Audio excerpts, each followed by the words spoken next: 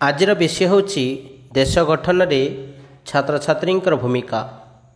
ए संबंध में एक छोटिया भाषण प्रस्तुत कराई। आशा करुच्ची भल लगे, निश्चय शेष पर्यंत देखंतु।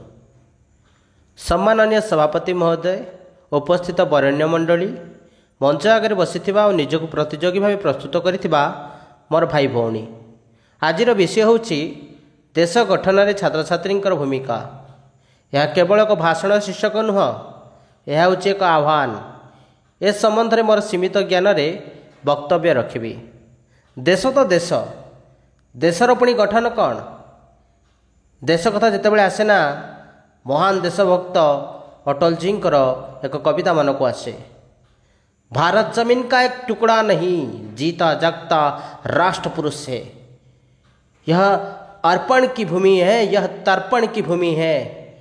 इसका कंकर कंकर में संकर है। जिएंगे तो इसलिए, मरेंगे तो इसलिए। तो राष्ट्र कहले केवल मानचित्र रे स्थिरीकृत भूमि रूप को बुझाए नहीं, यार मध्य एक जीवन अच्छी जी आमको धारण करिछि, पालन करिछि, सुरक्षित भाव में बंचिबा पई जमी खंडे देइछि, ओठरे कथा देइछि, दरकार बेले शिरा पशिरा रक्त होई बई जाइछि। आ सबुठारु आवश्यक जहाँ बंचिबा पई ताहा हेउछि वायु, ताहा मध्य मुक्त हस्तरे जगै देइछि। जी एते सब जगै दिए, एते सुंदर सृष्टि तैयारी करि पारे, से केबे भी माटीर खंड होई न पारे। यह आम समस्त को विशेष करी छात्र समाज को बुझिबा दरकार। कहीं गोटे राष्ट्र सुसंगठन छात्र समाज पर निर्भर करे। यही परिप्रेक्षी कह जाई पारे, आजिर शिशु कालीर नागरिक। समयर ताଳରେ आमे कालीर नागरिक तो होइजिबा। कुह आगामी कालीर भारत में तुम्हें कौन भाविछ? कुह, चुप रहिल कहीं? आमे समस्ते नीरव, आम पाखे उत्तर नहीं। कहीं आमे भितरे राष्ट्र प्रेमर बन्ही आज भी शीतल हो रही। जदि शीतल नुह कहीं बारंबार विवेकानंद कहती, उत्तिष्ठ जाग्रत हुआ। आज आ शोई रही हेब नहीं भाई, आमको आम देश गठन सामिल होगाक पड़ो। दिन थिला आमे विधि शासन रे घाटी होउथिले, शिक्षार सुजोग नथिला कि स्वाधीन मत व्यक्त करिवार अधिकार नथिला। हेले आज तो तुमको स्वाधीनता मिली, शिक्षार सुजोग मिली, स्वाधीन मत व्यक्त करिवार अधिकार मिली। तुम्हें आविष्कार उद्भावन समस्त सीमा को स्पर्श करिपारिबो। हेले कहीं तुमार प्रस्तुति? एठी कही रखा पड़ुछि, आमे आ अभिनय करिपारिबा नाही।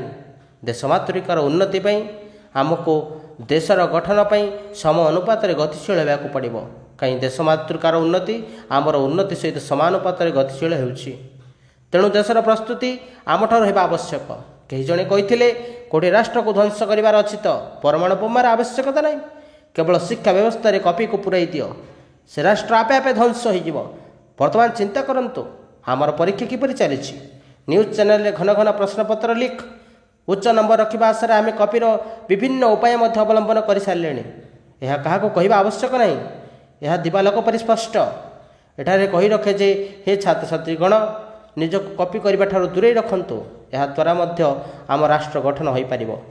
राष्ट्र आवश्यक करे शिक्षा पाई शिक्षक, स्वास्थ्य पाई डाक्तर, सुरक्षा पाई सैनिक और जीवन रक्षा पाई कृषक।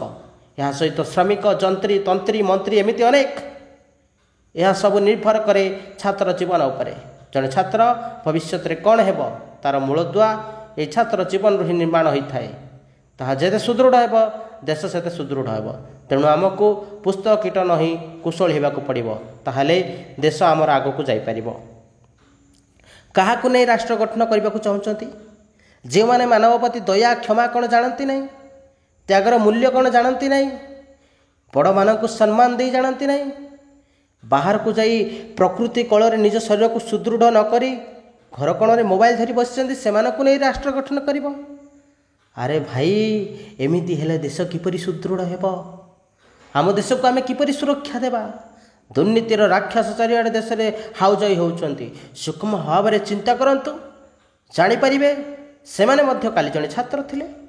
हुए तो जीवन सौधर निर्माण सठिक भाव में हो पारिनी, नहले देशर ये अवस्था कहीं। वर्तमान प्रत्येक छात्र कर्तव्य उत्तम गुणावली को धारण करने और दुर्नीति राक्षस को मूलोत्पाटन करने। छात्र सबकिछि करिपारिबो, आउ छात्र ही चाहिले देश गठन करिपारिबो। छोट पिंपुड़ीटीए ଯଦି ହାତୀର କାନରେ ପଶିଯାଏ ତେବେ ହାତୀର ଅବସ୍ଥା କ'ଣ ହୁଏ ବିଚାର କରିପାରୁଥିବେ। ଆସ ଛାତ୍ରଛାତ୍ରୀଗଣ, ଆମ ଦେଶକୁ ଆମେ ଗଠନ କରିବା, ବିନ୍ଦୁ ବିନ୍ଦୁ ହୋଇ ସିନ୍ଧୁ ତିଆରି କରିବା, ଅସୀମ ସାହସ ଧୈର୍ଯ୍ୟ ଓ ନୈତିକତାର ରଙ୍ଗରେ ନିଜକୁ ରଙ୍ଗେଇ ଦେବା, ଭାରତ ମାଆର ନାଁ କରିବା। ଶେଷକୁ ଶୋଇ ରୁହ ନାହିଁ ଭାଇ ଭଉଣୀ, ଶୋଇଗଲେ ଦେଶ ଶୋଇଯିବ ଜାଣ, ଆମେ ହିଁ ଦେଶର ମୁଖ୍ୟ ବିନ୍ଧାଣୀ। ଆସ ଆମେ ଆଜି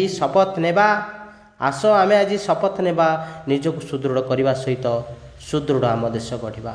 ନିଜକୁ ସୁଦୃଢ଼ କରିବା ସହିତ ସୁଦୃଢ଼ ଆମ ଦେଶ ଗଢ଼ିବା। ଜୟ ହିନ୍ଦ, ଜୟ ଭାରତ।